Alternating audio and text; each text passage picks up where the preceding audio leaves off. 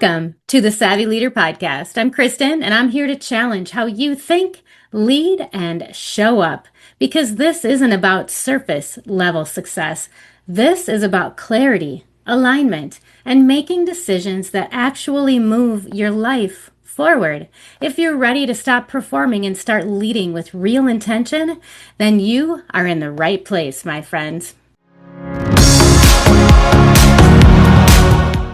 Welcome to the next episode of the Savvy Leader Podcast. Today I am overjoyed to be in the company of AnYes van Rhijn.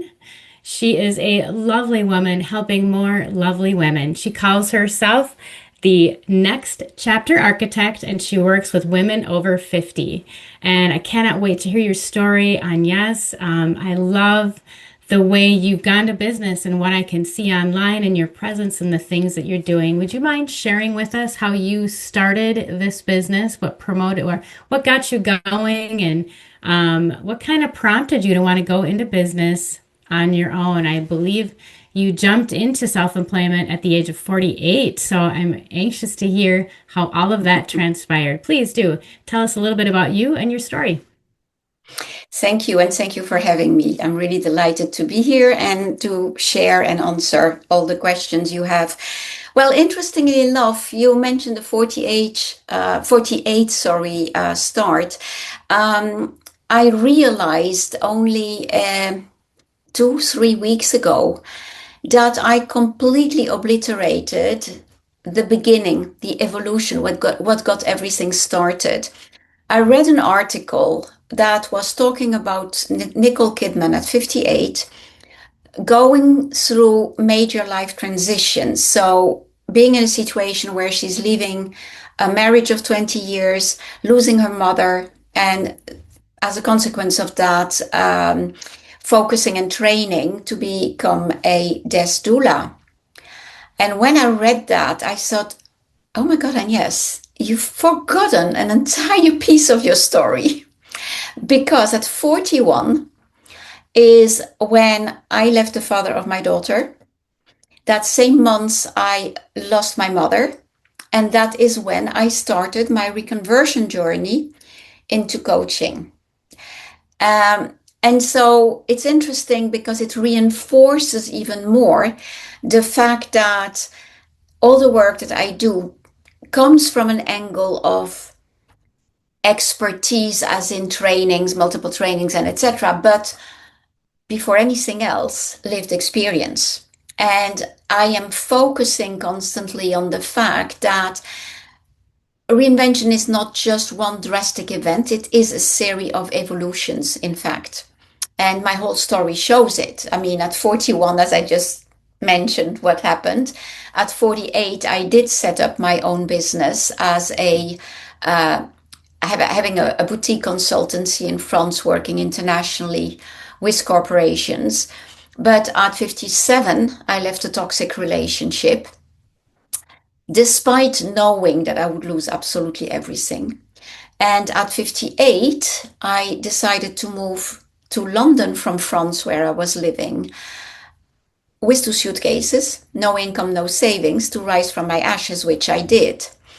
And then after almost 9 years in London, for me, the time had come to consciously choose to live a slower pace of life. I moved on my own at 66 to Croatia. So it's this whole series of events, and every reinvention prepared me for the next one. So it is an evolution. So when I started working, as I just mentioned, so originally it was, the typical example of the woman successful in the corporate world, but feeling unfulfilled.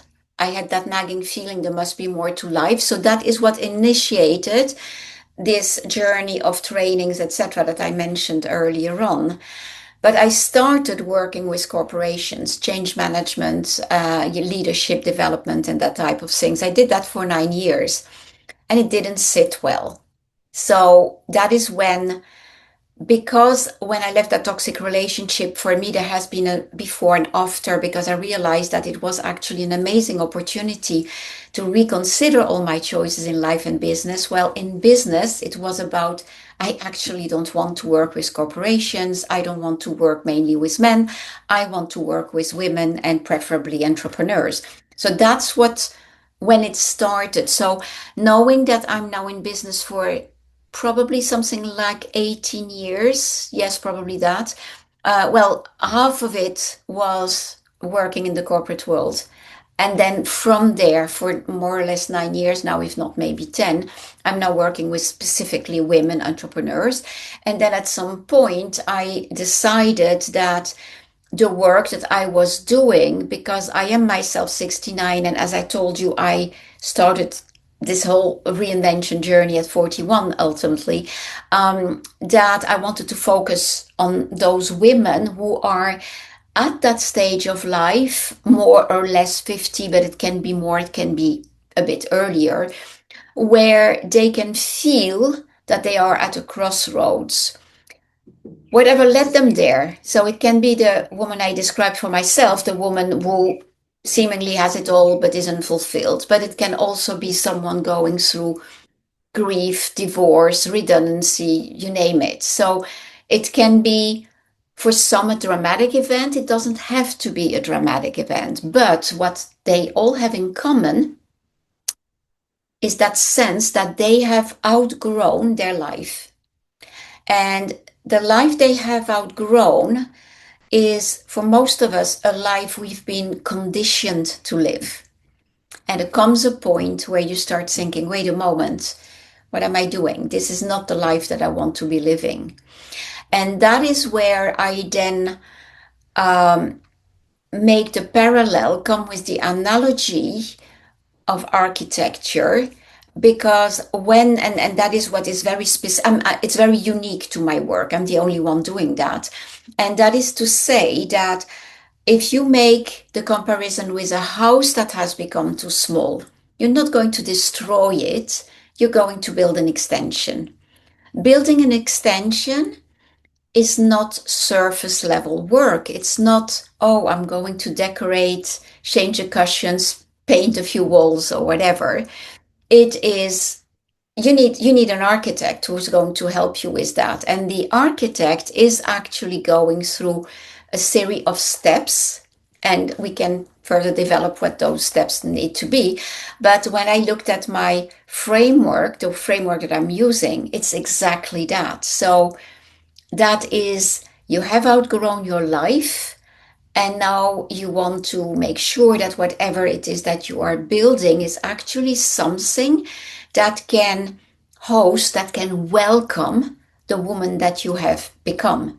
And because it is at midlife or further, it's important because you're shaping more or less the rest of your life, even if that can still evolve. Oh my gosh, I just love that analogy and the way you frame it up as the architect. Clever and also, though, insightful in thinking about the work that you're doing and just exactly how much goes into it. Now, you mentioned this is not a surface level change. This is deep work. Do you find that the age bracket, the 50 kind of age bracket works best? Or, I mean, what needs to happen for someone to be ready to seek out a person like you? Well, to start with, I don't work with women who are looking for a quick fix because this is a process. If I come back to the analogy of the house, you are not, if the house is too small, it is not by completely changing one room that the house is becoming bigger. That's not the case. So everything needs to be choices that are coherent, the one with the other, that are all leading to the same result of building that extension.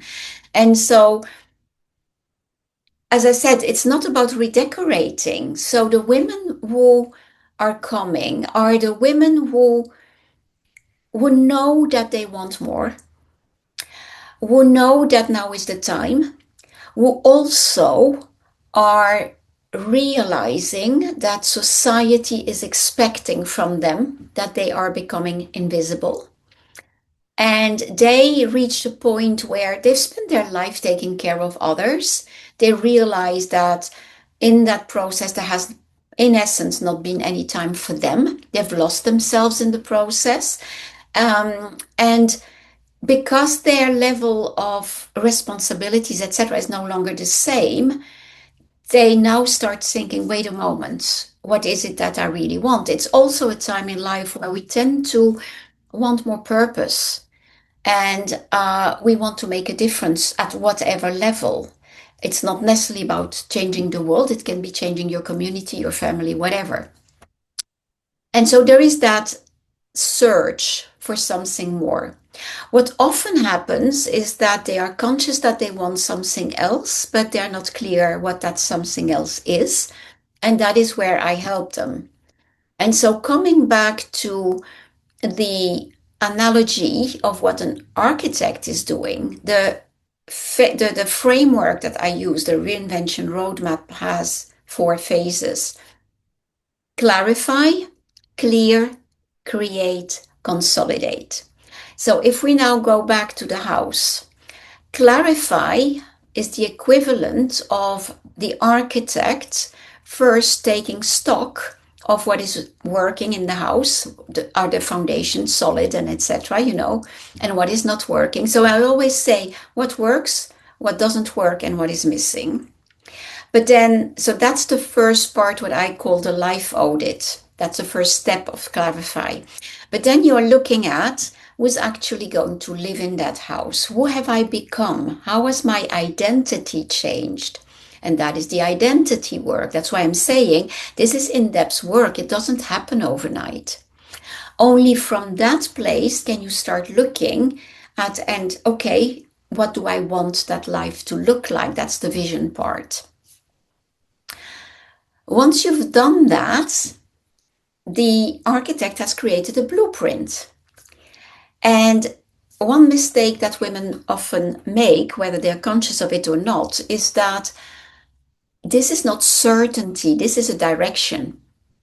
It doesn't exist any extension being built based on a blueprint that has been put together that doesn't see changes in the process. The end result is never exactly what was intended when we created the blueprint. So it isn't a direction. So now we start looking at, okay, we're now going to clear. So what are we doing? We're breaking down walls. We clear the rubble, etc. That is where we start looking at everything that can stand in the way. So your mindset, your limiting beliefs, that type of things. So everything that can stop you, we're clearing that. Only then can you start building, therefore create. And create has again 3 phases, 3 steps. Create a life and business, create the physical environment. So that's where we start looking at decluttering and stuff like that. But then we also start looking at relationships, because now that I'm building this house that is capable of hosting me, who do I want to invite in? So we start looking at your relationships. And assuming that any other reinvention mentor, whatever you would want to call that person, would follow the same steps, they often stop there. And I don't stop there. I then go into consolidate. We've now created the extension. We have created everything so that you are living the life that you want to be living, but you want to make sure that it, what's the term in English? Can't find it all of a sudden. That is capable of holding the test of time. And that is where we start looking at 3 other elements. One is health and well-being. Then we start looking at time management. We are all short in time. So what do I do?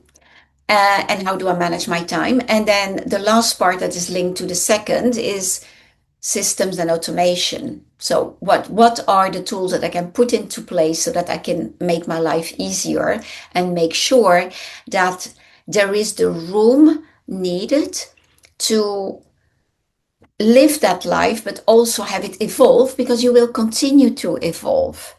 As I said, it is an evolution. I have now reached my fifth reinvention at 66. So that's 3 years ago already. Who knows where it leads me next? We'll see. Yeah, absolutely. Thinking about your process and how thoughtful it truly is, I'm wondering if was some of the work you do inspired by your own journey starting at age Oh, of course. 41? Yeah.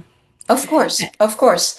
You know, if you look at any coach, mentor, whatever, more often than not, what they are teaching is coming from their own experience. And that is why I have trained in so many modalities and I have my own toolbox. But the most important part is I understand what you're going through because I have been there multiple times. So I really come from the angle of lived experience, and that is where the major difference comes from. The other thing that's interesting in the way I approach it, um, quite often coaches, etc., will either be very much into, I'm going to the left hand side, in fact, I should go to the right hand side, are very much into right brain, are very much into the woo woo world, etc. Or at the opposite, they are at the left side, very much into systems, tools, left brain thinking, and etc. And I believe we need both. That is where I come from, the angle of blending feminine and masculine energy. So in the process that I have described, there are parts that are clearly everything to do with right brain thinking and feminine energy. And if I take the last part I mentioned, consolidate with time management and tools and systems and automation and etc., that's very left brain thinking. So I bring the best of those two worlds, but with the objective that whatever I help the woman design for her new life fits what works for her. I will very often give examples of what has worked for me, but the intention is not at all that you should clone me. I give the example so that it gives you an idea of what you could try. And when you then test that, if it doesn't work, how can you adapt it so that it works for you? That's the angle I will then come from. That's so insightful. And I'm wondering when you begin working through this process with someone, with a client, is there a common resistance or a point of resistance that you see commonly throughout this? Is it usually in the beginning, or is there usually one kind of part that you know you're going to get some resistance from your clients on?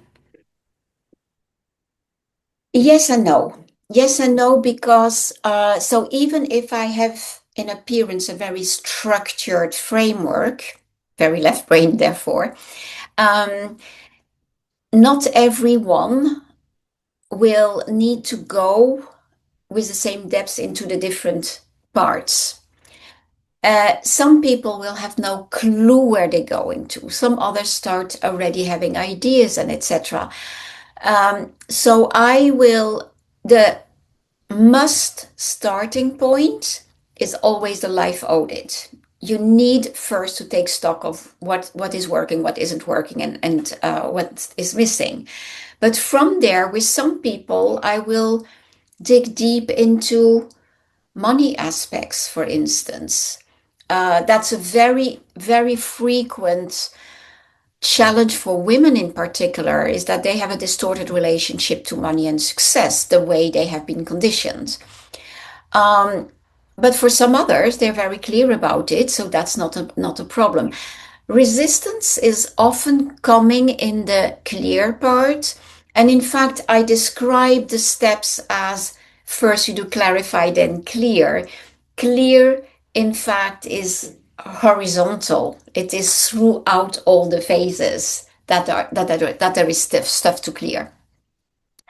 So it depends. It depends.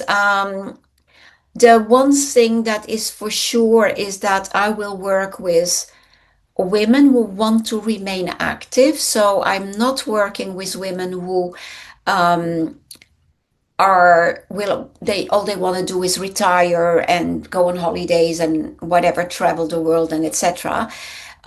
I am really working with the women who have a very strong sense of we need to shift these patriarchal expectations of what the life of a woman looks like when she can no longer procreate or she no longer meets the outdated standards of youth and beauty.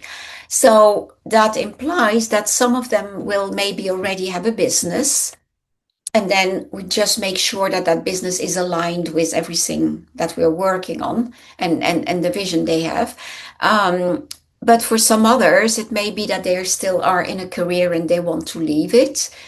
Or maybe they have a business already and realize that it's not at all what they wanted. They want another type of business or whatever. So it's all alignment, it's all coherence that needs to be brought in. And the points of resistance, yeah, depending on well, let me put it this way. The points of resistance are everywhere and always. And I mean, Mm. me the first, I mean, we constantly, it's human nature. We Mm-hmm. are fear driven Yes. beings. And so fear is translating into any form of resistance, whatever form that is. And Mm-hmm. we can, how can I say this? We can think that, oh, we've sorted a topic, and suddenly, I don't know, 5 years later, it shows up again because Yeah. we're peeling layers of the onion. And so as Yeah. we grow, we are ready to go deeper. The big advantage once you start a personal development journey is that the Mm-hmm. more you're into it, the more tools you have for yourself, the Mm. less negative impact that fear, resistance, whatever will have on you because you know how to handle it. That's why one of my topics is also how to handle fear as fuel instead of letting it paralyze you. Fear Yeah. will always be there. But the Yeah. key is to not to stay with it too long so that it doesn't paralyze you. And by doing that, identifying it, then deconstructing it, then taking Mm-hmm. action. The antidote to fear is action. Well, that's how you end up because you've reduced the time you stay with it after recognizing it. That is where you then can leverage it as fuel instead of letting paralyze you. Really interesting. That's so great. Now, so you're the process you go through, you've got kind of this framework, but it sounds like it's pretty flexible based on the needs of the client Yeah, that you're working completely. in with. Yeah. There is no, I said, what's the expression in English? Cookie That, cutter. that one. Cookie. Cookie cutter. There is no Yeah. solution that works for everyone. It has to be personalized. And so we go through the steps as needed. So there isn't a step that I will not do. Imagine that a person says, "Oh, this is under control. I know it's perfect. It doesn't. It works, and etc." I will check that it actually works. So if it does, then we don't stay with it. But quite often, surprises there.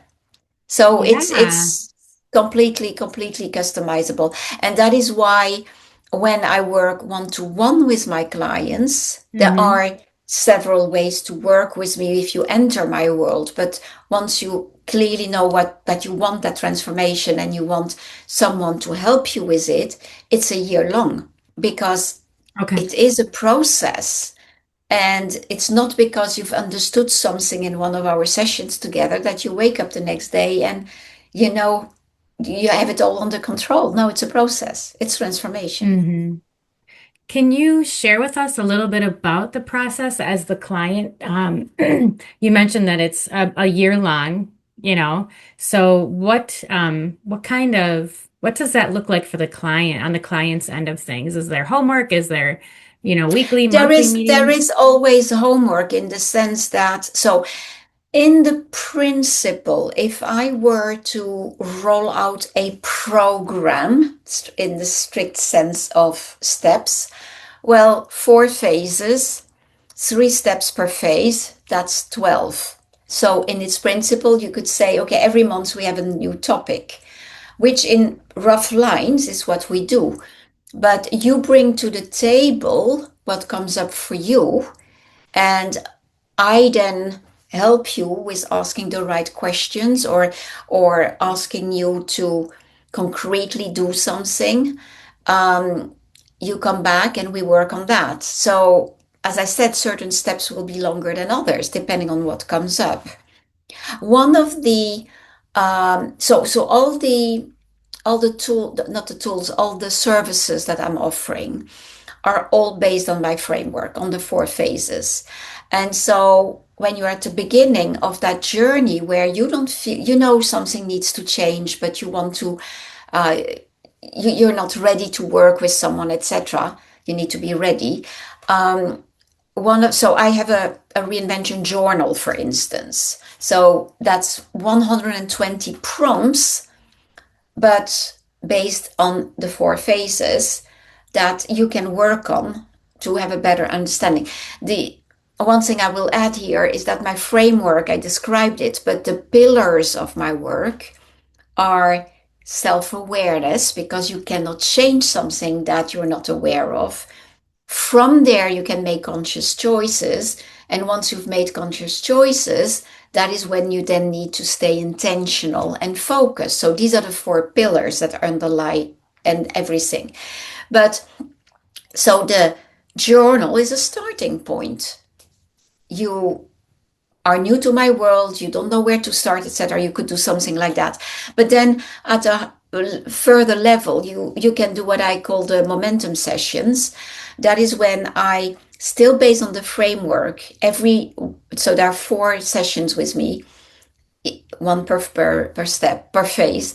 I send you questions, you respond, you send the answers back to me, and then you have a live call with me of 90 minutes where we're debriefing your questions and I'm mentoring you on what came up. So that's for the woman who is already a step further, but may still not be ready, to go the whole year-long process. So there is something for all levels. The Mm-hmm. the entry level in my world is a group thing, and actually I am launching a new cohort on the 25th of May, is based on Wonderful. high level elements of my framework. And it's a 3-week online course. So you do the work yourself, you get prompts and etc. homework on a daily basis. But once a week there is a call with me. So it's a hybrid between online and live. And it's write it. So you write first questions about the life audit, your identity, and who you want to become. So that's more the vision part. Then see it is when you are then putting together the vision board. And every time we have the live call, I am giving you tools on the topic of that week. So once you've created the vision board, for instance, I will ask you what's going to stand in the way for you from making it happen. Fear. So that is when I then give you tools to stay Mm-hmm. connected to the vision, to handle fear and etc. And then the last part is do it. So now we're going into the left brain. That's where we then look at a 3-year plan, 1-year plan, 90-day goals. And what am I working on this week? And I give you tools that are related to time management and stuff like that. Mm-hmm. Or how to handle FOMO and shiny object syndromes and stuff like that. See, so that's an entry level at a group Mm-hmm. level, and then you can see how further you want to go. The one thing that I absolutely love, that is a new service, because I live in Croatia, and that is what I call a holiday with purpose. I used to do VIP days, and I started by wanting to do 3 days with me in Croatia. And then because a lot of my audience is US or Canada based, etc., I thought actually Croatia is very trendy as a holiday destination. So what I turned this into is you come 1 week on holiday in Croatia. So you pay your own trip, but I give you 1 week night accommodation in an Airbnb. You're free to do what you want to do on day 1 and 2 and 5 and 6. But on day four, what is it, 3, 4, and 5, you're working with me one to one. And that is really a unique experience. And I love that. And I've done one for the first time. It was in October, and it was amazing. And it was absolutely amazing. And what came out of that, actually, it's interesting because the person who did that had on her vision board to move. She wanted to sell her house. Her husband has passed away a few years ago. So she wanted to move and live in Chicago in a flat, no longer in that big house, and etc. She is actually moving today. Today is the day. So she made it happen. So we worked Wow. on that was one of the things that we worked on when she came over. Yeah, so that's a bit of giving you an idea of how it can work. It's depending on where you're at on your journey. Yeah, that sounds just incredible. All of the different ways. I love the group work, and I especially love the week away together. I think that that is just tremendous, and um, being able to really, I think from your perspective, I gotta believe seeing your clients in an environment so intimately has got to really help in um, allowing you to, to really help them a lot deeper. But I'm Hmm. curious. You mentioned fear and some resistance. How does environment? So when you're working with a client, do you find that their environments play a big part in where they're at in their life? And have you ever run into a time when someone couldn't change their environment, but it wasn't really supportive of where they wanted to go? That's a very interesting question. Um, to start with, I am absolutely convinced that we are all conditioned to live a certain type of life, and that is particularly true for women, of course. What is expected of us. It's very interesting actually because this morning I read on Thread a the post of a woman who was explaining that she was in a second marriage, and she has a daughter of 19 years old, and she had set money aside over the years for the studies of her daughter. And it seemed that for whatever reason, the second husband wanted her to lend her money because he wanted to buy whatever was needed for his business or whatever. And her question, talking about being conditioned, her question was, should I choose my daughter? Oh no, I didn't finish. Her husband, because she said no, threatened her with divorce and was already packing. And her question was, should I choose my daughter or should I do what I can to save my marriage? Go, leave. There's no doubt in my mind. But Hmm.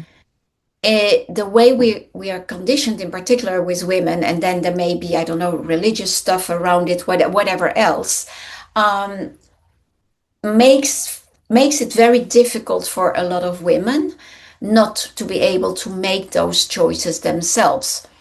I left a toxic relationship at 57. I left with 43 euros. I lost everything. Of course, I didn't have young children at that age, but I am talking to that age bracket because it can be 60, 70, 80 even. Um, I think that my conviction is that we always have a choice. Not making a choice is a choice, but it implies that you dare overcoming your fears.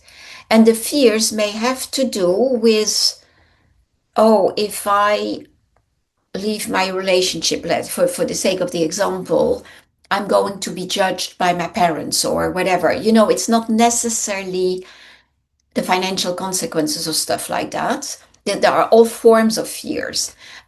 We are very, very sensitive of what people will think of us if we don't behave as we are expected to.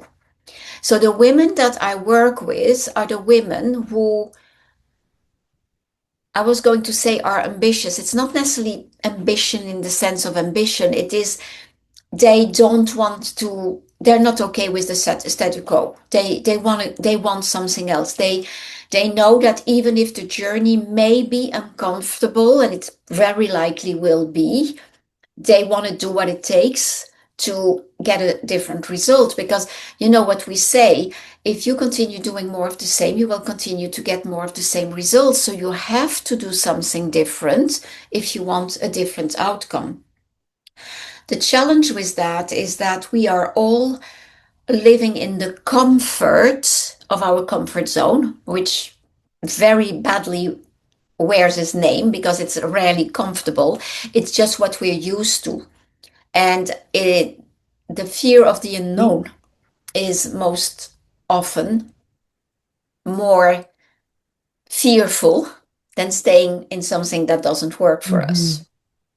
So Yes. there will always be people. So that's why I insist on the terms being ready what it takes. Mm-hmm. Um, yeah, for that reason, if I want a different result, I need to do something about it. Is it going to be easy? Yes. No, it has not always been easy for me. Mm-mm. It's not always easy. Right. But as I said, the more you grow into all of that, the Mm-hmm. more tools you have to handle it, Mm-hmm. and to get different results by the nature of it. Yeah. And that's the word ready.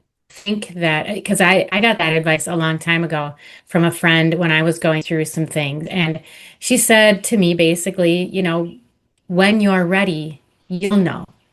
And I Hmm. think a lot of us spend time um, kind of mulling around or, allowing ourselves to sit on things longer while we wait to be ready. But that's okay. I think it's important to note that it's okay to take these big steps when you're ready. You don't have to rush it. You don't have to force it to happen today. I mean, that just means when you feel that angst, it just means that you're getting ready, that you're moving in that direction and you're identifying some things, you're ready to make some big changes.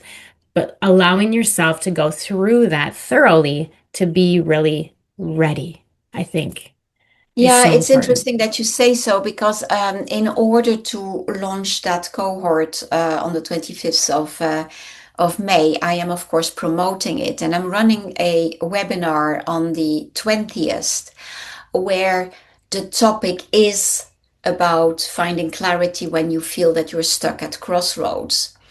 And there is a process, there is a an order in which you need to ask you certain questions so that you can start moving. And it's interesting because I did an Instagram live, when was it, 2 days ago or something, to introduce a webinar, not a webinar, a workshop that I'm running for a network. And I was explaining the analogy of a car. The When I talk about the direction, that's vision. That is putting an address in your GPS. And if there are roadblocks on the way, it doesn't matter because the GPS will course correct as things happen and always bring you back to that destination. But of course, if you don't put an address in your GPS, you could land anywhere. So that's the vision part. The other thing, going back to an analogy with a car, is that often people will then say, oh, but I don't know how to get there. Well, A, you have an address in your GPS, so that's okay. And the other thing is if you are driving at night, the road is unfolding as you are moving through the headlights of, how do you call it, the lights of a car. And you don't need to know more than the next step and the end destination you want to go to. So we don't need all the answers. We need Hmm. clarity. That clarity is the first step that leads to a direction. And from there, you can choose to unfold with tools and whatever else is available Yeah, that I and I can help you with. love that visual of the driving in the car at night. I don't really like driving in a car at night myself. Oh, I hate it. As I I age, really I don't feel like like it. yeah, I don't because I can't see well and my eyes just don't seem to be as good as they used to. Um, but I think that is such a great way to look at it and really embrace that idea that, hey, but you do drive at night because you needed to, because you needed to get to a destination. And so, and you also trusted that process. You trust that you're in a car, you trust that you're on a road, you trust that your GPS is going to take you there. So that's in the same way you need to trust the things you cannot quite see, just trusting that Completely. they're there when you're ready. Yeah, Yeah. So completely. great. And what I find interesting as well, because so what's particular with me as a person is that when I was referring to left brain, right brain, I am my roots are Dutch, so we are very much into system and efficiency and tools and automation and whatever.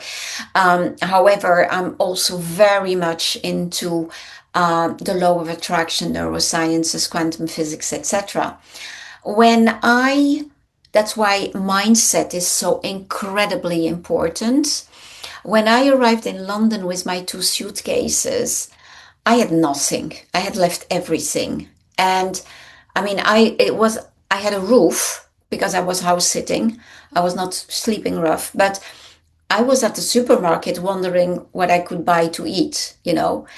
But I always say, in all those years, I have never ever felt poor because I have an abundance mindset. What you focus on expands. And so if you are looking, and by the way, in that vision course that I mentioned, right, it's you do it when I talk about tools. One of the tools that I am giving is talking about abundance versus scarcity mindset and how that is impacting the results you get. Because I was grateful for everything I had, even if that was little, because even when we think there is nothing left, there always is stuff to be grateful for. And by having that mindset and focusing on what was working, I was attracting opportunities to myself.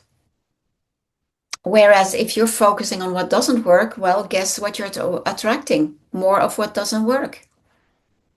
Yeah, absolutely. And a coach I like to follow has said, worrying is like praying for things you don't want.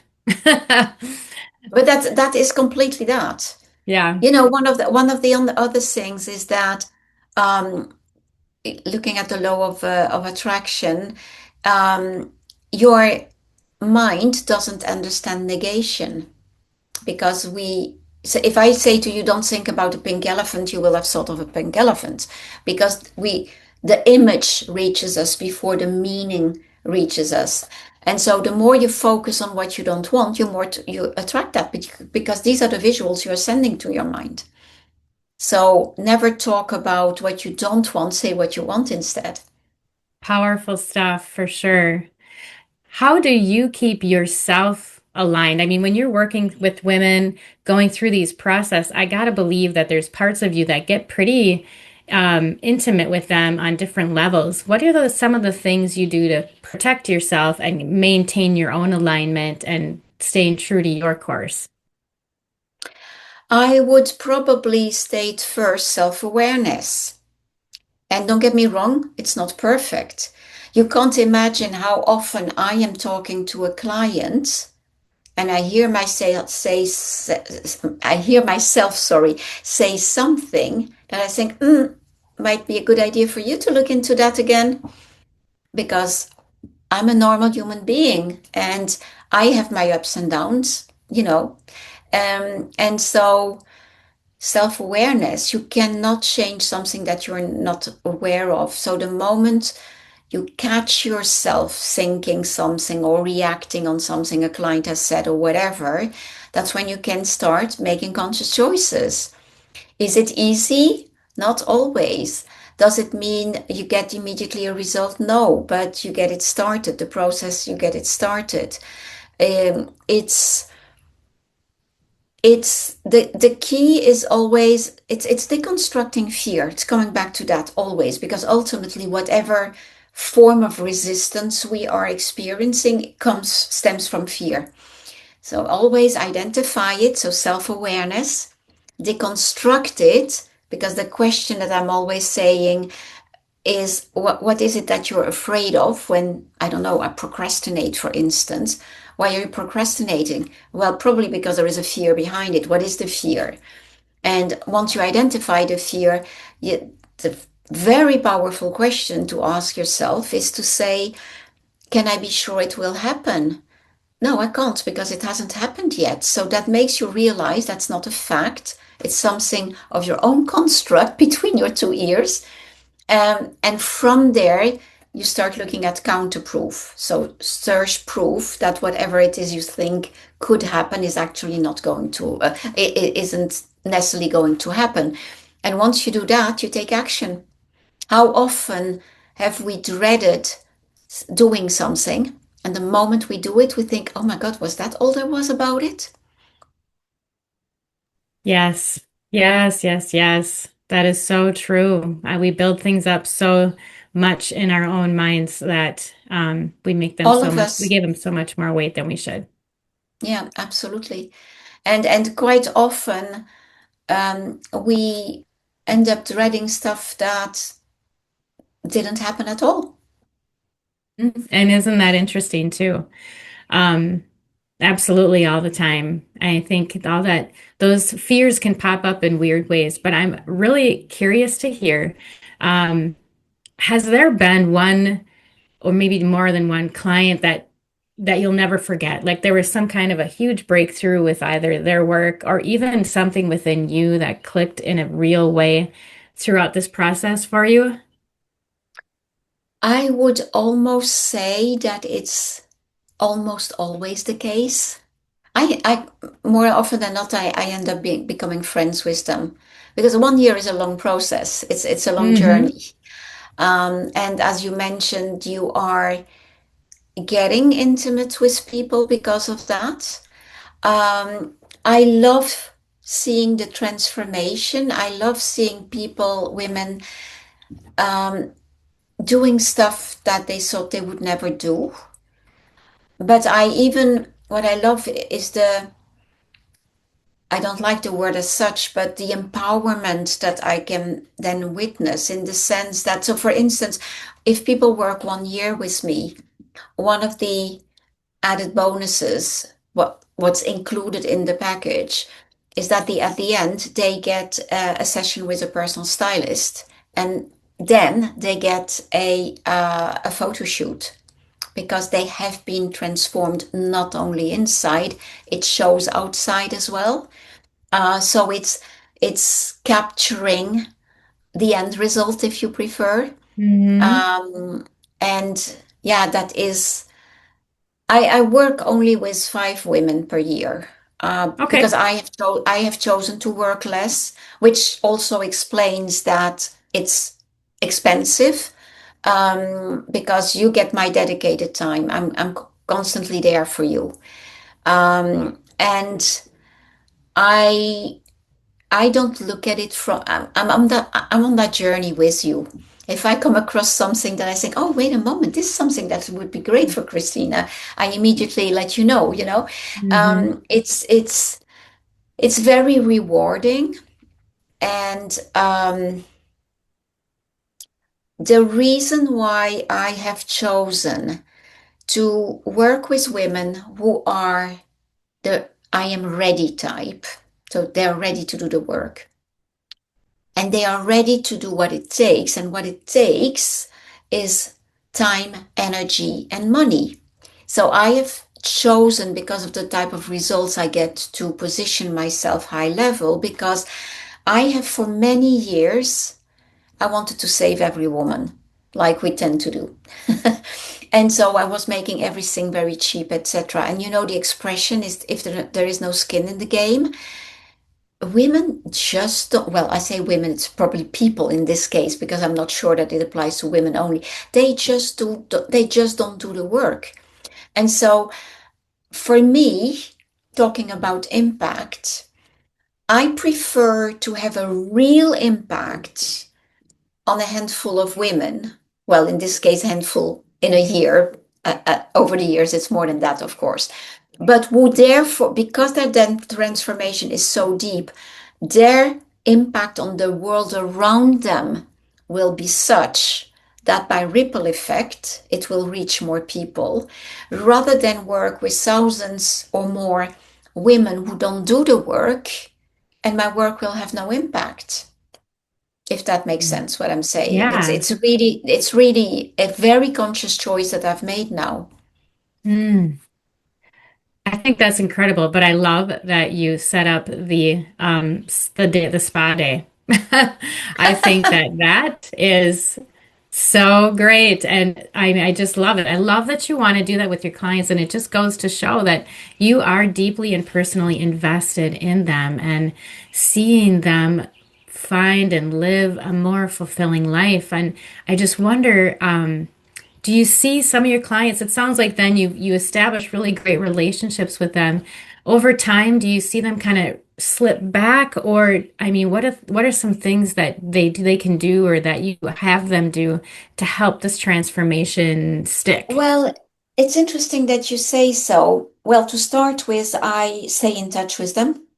That is why I know that my client in Chicago is actually moving today, because she told me, she kept me posted, and I had a catch-up call with her recently. But we're all, myself included, normal human beings. So of course we slip back into. But I give them the tools. Let me give you another example. I remember back in the days, I was working with that. So I don't work with women in corporate anymore, but back then I was. And I had this woman who I worked with for 3 months. And I really gave her so many tools. She doubted herself terribly. She was always identified as being the person who could do this, that, or that. And when people were then selecting her, she was like, "Ah, but how can and I cannot?" And you know, it's very strong lack of self-confidence. So I gave her a lot of tools in those 3 months. And at some point, something personal came up. And so after we had worked together, and at some point, she reached out to me and she said that this and that is coming up, and I think that maybe I should work with you again. And within 2 days, she came back to me. She said, "AnYes, no, actually, I can handle this. You've given me the tools." So quite often, I can work a very long time with women, but it doesn't have to. It doesn't have to, because I give you That's the so tools. great. It's Yeah. just very much depending on what comes up in life, you know, Hmm. at whatever personal business, whatever. Uh, Hmm. I always look at 8 areas of life. I remember at the very beginning of my coaching journey, I had this client. I was still in France. It was a French client, but living in London. And she contacted me and she said, "And yes, I want to work with you. I'm not getting the promotions I want in my work, and etc." And I always, as I mentioned, start with a life audit. And in that life audit came out that her romantic situation was a disaster and her finances were a disaster. And when I started looking into, so in essence, we were saying professional, but personal was not working and finances were not working. And by digging a bit deeper, I understood that because her relationship was in such a bad state, well, finances were a disaster because retail therapy, she kept spending all her money to compensate. But she was also drinking the equivalent of 2 bottles of wine every day, or night, I should say, guess what impact that had on her professional life. So I said to her, we are going to work on your romantic relationship first. And she said, that's not what I'm paying you for. I said, it's that or nothing. Because I knew that if we were not addressing that, the rest could not follow. The rest could not follow. Everything, it's coming back to what I Hmm. said earlier on. Yeah. You cannot just change one room of your house if the Yeah. house has become too small. You have to look at everything. Yes, you do. And be honest about what you see. That's got to be tough in the beginning, and I'm sure though very, very rewarding as time goes on and those transformations take place. Tell me, AnYes, what are you excited about in your industry, or what do you have coming up with your business? Well, actually, everything to do with the changes that we are now experiencing with stuff like AI, because as I mentioned, my approach to reinvention is very unique, and I want to establish myself as an authority in that regards. But when you look at what is happening with AI now, people are not Googling anymore. People are asking ChatGPT questions. And so, what I am now focusing on is to have AI, so build my authority by having AI identify my framework as a solution to the challenges that these women are experiencing, with the next level being, oh, and by the way, that framework belongs to AnYes van Rijn, so that at some point the answer that AI gives is, oh, AnYes van Rijn is your solution. That's the shortcut. And in order to do so, I have associated myself with a publication that I really love called Brand Runway.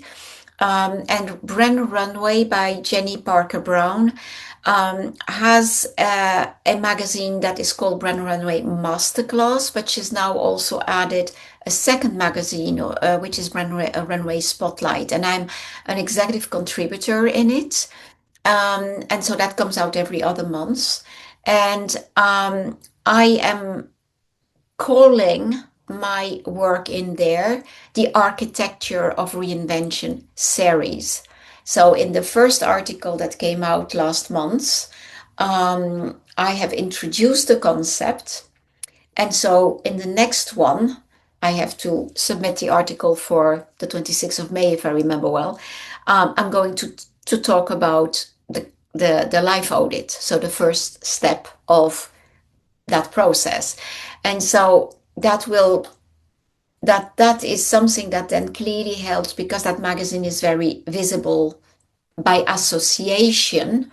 It increases my visibility by establishing my authority in the AI world, because SEO is no longer the only thing that is important. And through that, yes, of course, the intention is to bring clients to myself, but I am influencing. If you, it's interesting because Jenny said to me at some point, she said, I don't like the term, but somehow we should position you as a mature influencer. So I understand what she means. Of course, at 69, I'm not a, She said it dancing. so kind though, so It was, yeah, yeah, completely. But it's all about having that impact on the life of others. For me, it's all about showing people what is possible. One of my mottos is, don't let anyone tell you your dream is impossible. And Audrey Hepburn said it. She said, the word says it all, I'm possible. yes, it does. That's so true. I think that's great. Okay, AnYes, what kind of advice would you like to give someone who's on the edge of feeling ready, and they know that they're meant for more, but they just don't know where to start? Well, from a tool perspective, I would say get my reinvention journal. That's 120 prompts and it exists in three versions. I have it as a fillable PDF. I also have it as a PDF that you can then upload on a tablet. I like to write in a note-taking app. And then you have, well, I'm here in Wales at my daughter, so I cannot show it to you, but the printed version is absolutely gorgeous. So for people who prefer paper, they can write in it. So that is definitely a starting point. Follow me, follow my newsletter. So my newsletter, I publish it only once a month, but I will come from the angle of one of the steps of my framework. And then on the topic of the month, I will give you a prompt on clarify, clear, create, consolidate. So that is another way. I have a blog, and that is the same website. It's the reinventionmentor.biz/blog, where you can find all my articles. I'm also on Medium now. I publish an essay on Substack every week. So there are multiple ways to find me. And on all social media platform, I am AnYes with the capital Y, because I say yes to life.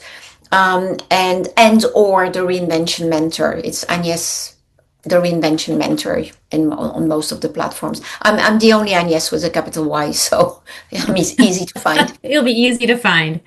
But yes, the reinventionmentor.com. Oh my gosh, Agnes, it has been It's such. sorry, it's not the Oh, reinventionmentor.com. I'm sorry. What was that No, again? no, it's the reinventionmentor.biz. Bob Biz. Simply Okay. enough, because .com has been for sale for 10 years already, I think, for I think Okay. $3,000 or something like that. So I said, okay, I'm Yeah. moving to biz. So it's a Yeah. reinventionmentor.biz. Thank you for clarifying that. That's so important. I appreciate that. It's been such a pleasure talking with you today, hearing your story, how you came out of the ashes with nothing in your pocket, but did you say $43 trying to figure out what you were 43 doing? euros.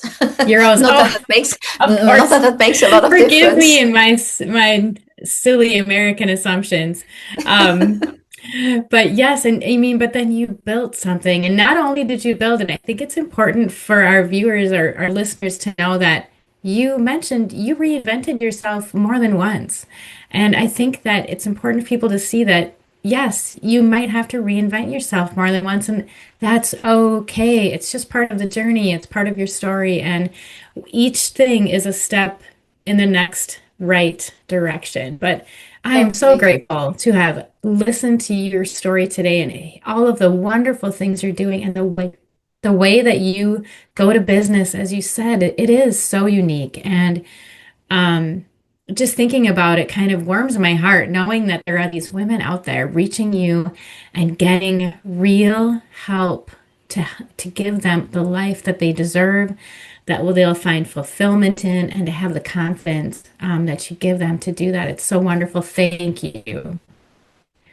You're very, very welcome. It was a pleasure, and I definitely believe that the world would be a better place if it were women leading it.